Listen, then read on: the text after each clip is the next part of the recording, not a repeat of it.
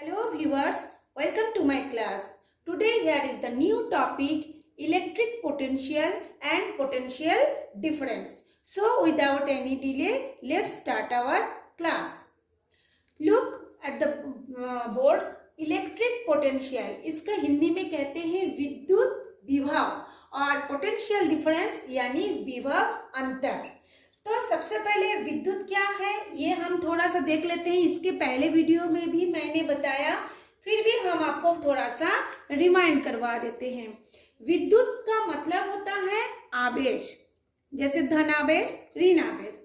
और विभव का मतलब होता है मात्रा। तो विद्युत विभव क्या होगा, कितनी विद्युत है, उसकी मात्रा कितनी है, वो होता है आपका सिंपल भाषा में विद्युत विभव। और इस मात्रा में जब कम बेशी होगा, यानी इस मात्रा में जब अंतर होगा, तब उसको हम बोलेंगे विभव अंतर।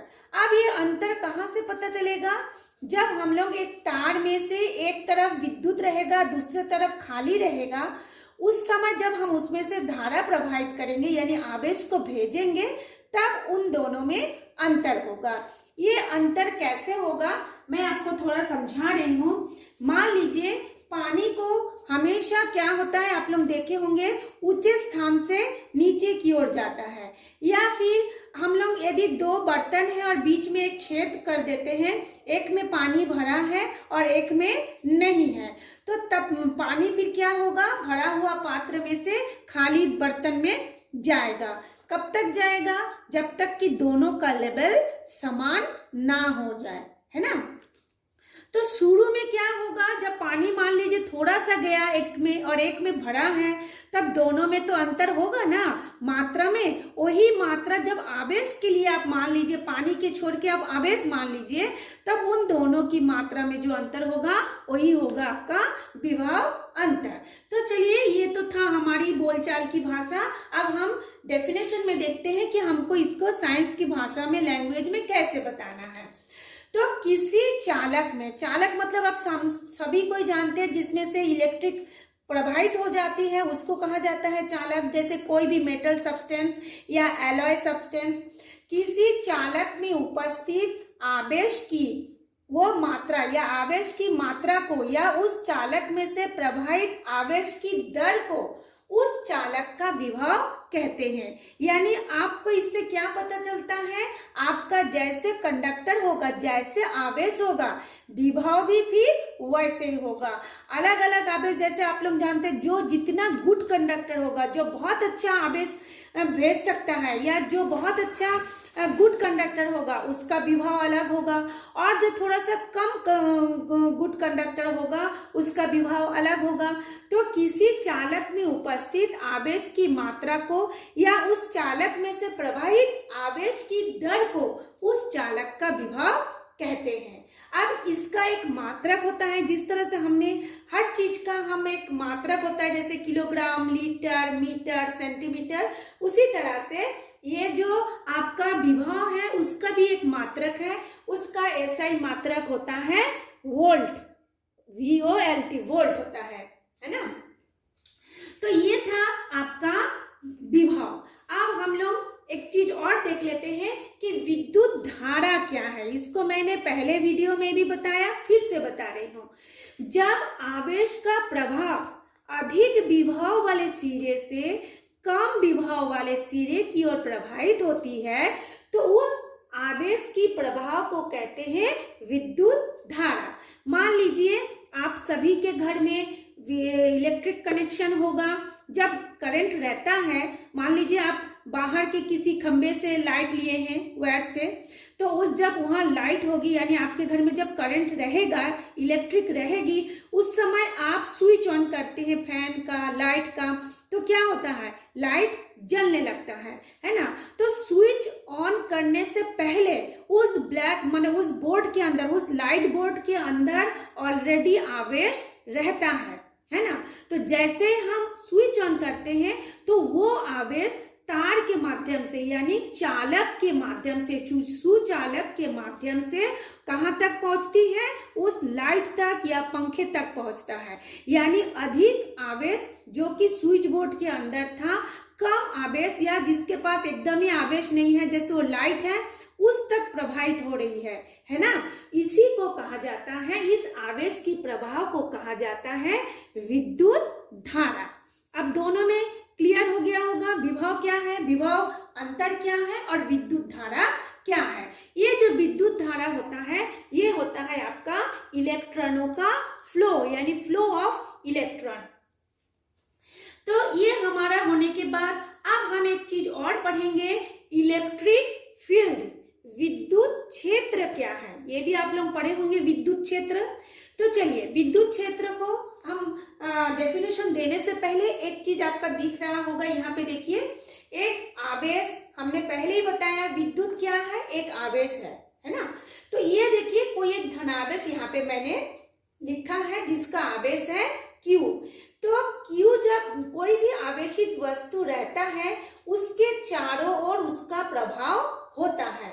आप बोलेंगे कैसा प्रभाव, जैसे आप लोग देखे होंगे चुंबक में, है ना, ऑपोजिट चुंबक क्या करता है, एक दूसरे को अट्रैक्शन करता है, माने आकर्षण करता है, और जो सेम पोल वाले जो मैग्नेट होता है वो एक दूसरे को रिपल्शन करता है, माने प्रतिकर्षण करता है, आकर्षण और प्रतिकर्षण। तो क्यों करता है, क्योंकि उसमें भी दो पोल होता है, पॉजिटिव नेगेटिव। तो इसी तरह से यहाँ पर भी जो इलेक्ट्रिक है, विद्युत है, उसमें भी पॉजिटिव और नेगेटिव होता है। तो मान लीजिए कोई भी एक आवेश, जैसे मैंने इसको यहाँ पे लिखा है, देखिए प्लस Q एक आवेश है। तो जब कोई आवेश होगा तो उसके चारों ओर उसका प्रभाव पड़ेगा। क्या प्रभाव पड़ेगा, ये प्लस आवेश को रिपेल करेगा और माइनस आवेश को अट्रैक्शन करेगा, अट्रैक्ट करेगा, अपनी ओर आकर्षित करेगा। ठीक है, तो ये जो आकर्षण की या प्रतिकर्षण की जो क्षमता है, जो पावर है, ये आवेश जहां पे रखा है वस्तु उसके चारों ओर अधिक होगा। फिर उसकी दूरी जैसे जैसे बढ़ते जाएगा वो क्या होगा, उसका आकर्षण या प्रतिकर्षण की क्षमता धीरे धीरे घटते जाएगा। तो देखिए हमने यहाँ पे Q एक आवेश रखा है, इसका जब ये वाला एरिया है, आवेश के सबसे समीप वाला, पास वाला जो एरिया है, वहां पर अधिक आवेश होगा।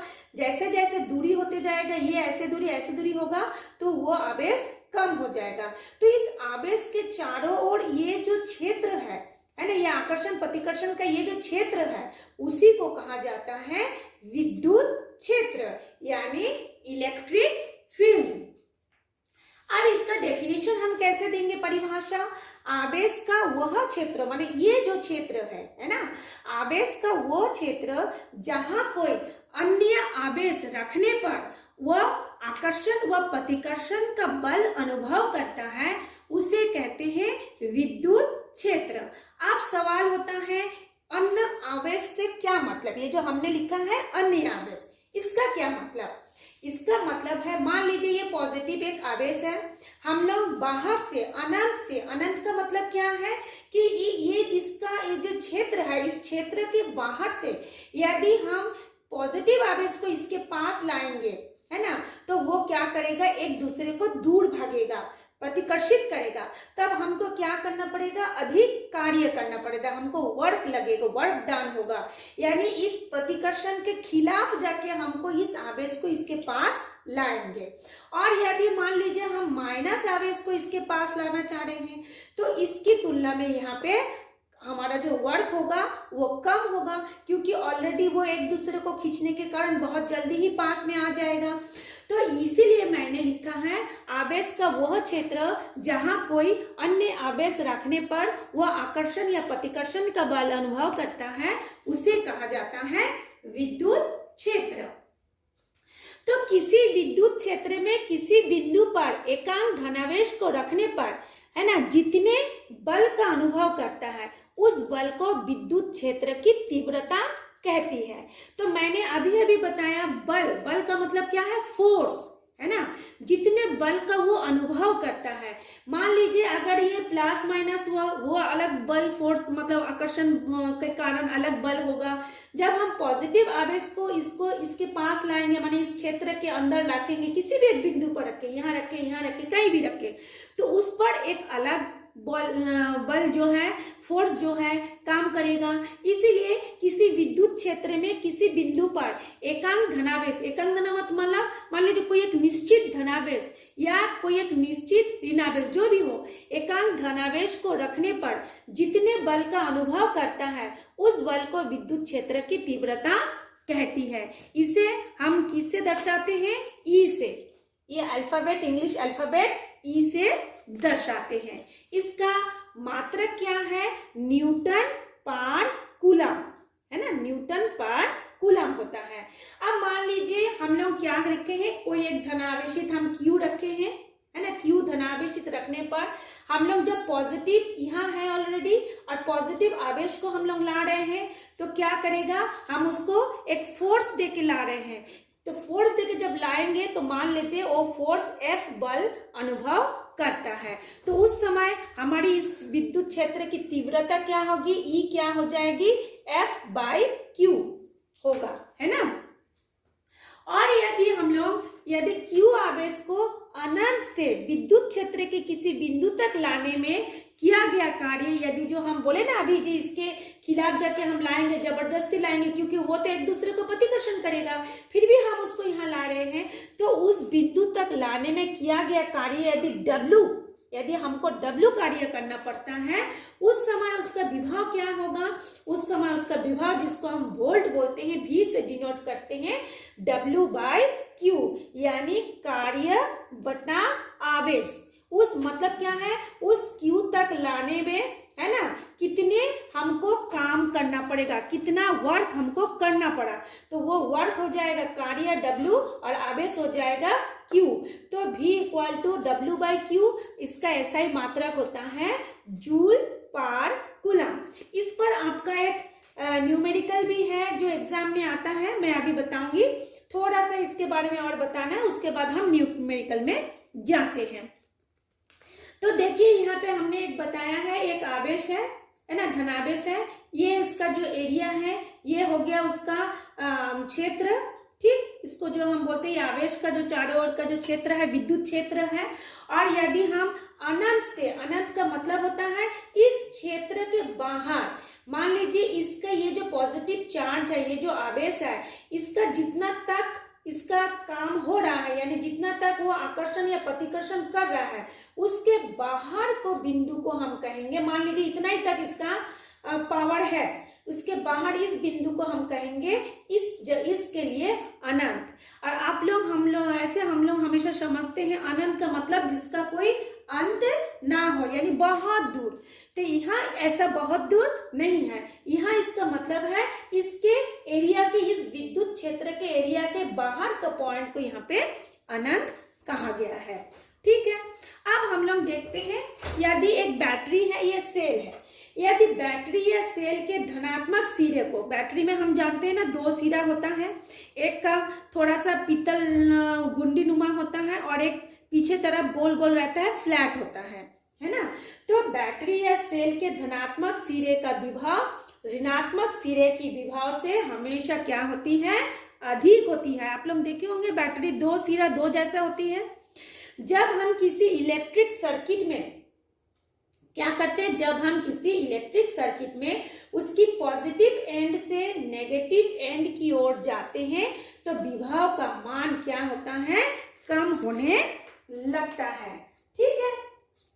तो ये हम लोग कैसे ये करेंगे कि हम जानते हैं कि बैटरी और सेल के ये देखिए हमने यहाँ पे अभी बताया है, जैसे हमने यहाँ पे लिखा कि बैटरी अथवा सेल के धनात्मक सिरे का विभव ऋणात्मक सिरे की विभव की तुलना में अधिक होता है। अर्थात जब हम किसी विद्युत परिपथ में धनात्मक सिरे से ऋणात्मक सिरे की ओर जाते हैं तो विभव का मान कम होने लगता है। ये जो मान कम होने लगता है इसको अब हम बोलते हैं वोल्टेज ड्रॉप। ये देखिए हमने ये ऐसे लिख दिए हैं। और यहाँ पे जो विद्युत विभवांतर का जो एसआई मात्रक वोल्ट होता है उसे V से भी दर्शाया गया है। ये देखिए ये V से है और ये एमीटर है और ये हो गया आपका सेल से जोड़ देते हैं और ये जो है ये है आपका रेजिस्टेंस बॉक्स। तो किसी विद्युत परिपथ में 2 बिंदुओं के बीच के विभवांतर का मापन को हम लोग इसका कब यूज करेंगे? दो बिंदुओं के बीच के विभव के अंतर के मापन के लिए हम लोग ऐसा वोल्टामीटर का उपयोग करते हैं। जैसे आप लोग भी देखे होंगे आपके घर में इलेक्ट्रिशियन आते हैं तो अपने साथ एक वोल्टामीटर या एमीटर लाता है, तो उससे उनको क्या पता चलता है कि 2 पॉइंट पे कितने विभव में अंतर है, उसको उन लोग उस वोल्टामीटर से नापते हैं। तो वोल्टामीटर के धनात्मक सिरे को एमीटर की तरह ही सेल के धनात्मक सिरे से और ऋणात्मक सिरे से समांतर क्रम में, सीरीज क्रम में जोड़ करके उन लोग ऐसे करके पता करते हैं। अब हम लोग आप लोगों को जैसे बताया है, ये जो हमने अभी बताया, ये जो विभव वोल्ट कितना होगा कार्य और आवेश में जब हम लोग डिवाइड करेंगे तो विभव निकलेगा। इसके बेसिस पर एक न्यूमेरिकल है, मैं आप लोगों को बता रही हूँ, बस आप लोग इस फॉर्मूला को देखिए, विभव V = W/Q। तो चलिए हम अब आपको दिखाते हैं एक मैथ्स के बारे में।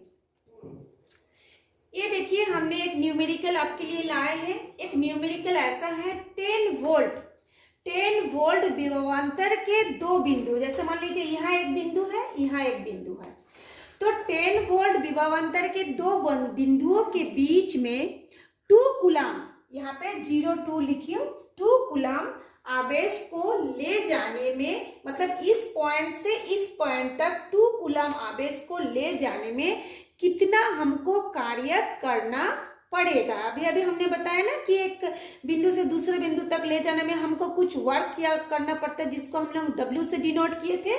तो वही आपको पूछ रहा है कि कितना कार्य आपको करना पड़ेगा एक पॉइंट से दूसरे पॉइंट में 2 कूलम आवेश को ले जाने में, और उसका विभव का अंतर कितना है, इन दोनों में अंतर है 10 वोल्ट। तो आपको कोई भी न्यूमेरिकल से नहीं घबराना है। पहले आप लोग देखिए कि आपके पास क्या क्या डाटा दिया हुआ है। ये देखिए आपका V दिया हुआ है, वोल्ट कितना दिया हुआ है 10, आपका आवेश कितना दिया हुआ है Q, आवेश को बोलते हैं Q हो गया 2 कूलम और वोल्ट हो गया 10 वोल्ट। अब आपको W पूछा गया है, तो तुरंत आपको याद आना चाहिए, दिमाग में आना चाहिए कि हमने पढ़ा था विभव यानी वोल्ट = W/Q, ये तो आप पढ़े हैं, तुरंत उसको लगाइए। अब उसके बाद आपको जो वैल्यू नहीं दिया है, जिसको निकालना है, उसको देखिए हमने लिखा है विभव = W/Q, W को हमको निकालना है, तो ये इसको हम लोग लेफ्ट में रखे हैं और इन दोनों को हम लोग क्रॉस मल्टीप्लिकेशन त्रियक गुना कर दिए हैं और V के जगह में लिख दिए 10, Q के जगह में लिख दिए 2, तो 10 × 2 = 20 जूल आपके लिए हो गया। ये आप लोगों के बुक में भी ये क्वेश्चन है, आप लोगों के 10th के CGC कोर्स में भी ये क्वेश्चन दिया हुआ है। तो ये था उसका आंसर। आप लोग न्यूमेरिकल को छोड़ देते हैं, ये मुझे बहुत बुरा लगता है। जब आप पूरे पढ़ाई को पढ़ के समझ गए हैं तो न्यूमेरिकल बनाने में तो 3-4 मिनट का काम है, आपका समय भी बचता है और आप सॉलिड मार्क्स भी पा जाते हैं, इसमें नंबर कटने का भी कोई चांसेस नहीं रहता। इसलिए आप लोग इस पर फोकस जरूर कीजिए।